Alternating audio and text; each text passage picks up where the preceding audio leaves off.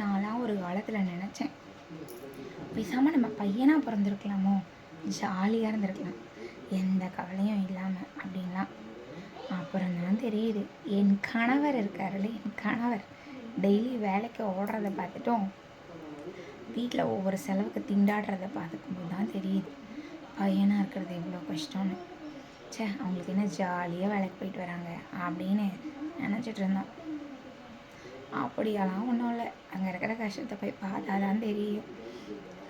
அதே மாதிரி பசங்களும் நினைக்கலாம், பேசாமல் நம்ம பொண்ணாக பிறந்திருக்கலாம், பொண்ணாக பிறந்தோமா, ஒரு கல்யாணம் ஆச்சா, வீட்டுக்கு போனோமா, லைஃப் செட்டில் அப்படின்னு. அப்படியெல்லாம் கிடையாது. அப்படிலாம் நினச்சிடாதீங்க. இங்கேருந்து பார்க்கும்போது அங்கே நல்லா இருக்க மாதிரி இருக்கும், அங்கேருந்து பார்க்கும்போது இங்கே நல்லா இருக்க மாதிரி இருக்கும். எங்கே போனாலும் பெண்டு கழுண்டே ஆகும், வேறு வழியே இல்லை, எல்லாத்தையும் அனுபவிச்சு தான் ஆகணும். என்ன பண்ணுறது? ஐயோ, காலையில் எழுந்து வேலை செய்கிறதுலேருந்து நைட்டு பையனை தூங்க வைக்கிற வரைக்கும் தலைவலி ஸ்டார்ட் ஆச்சுன்னா நிற்க மாட்டேங்குது.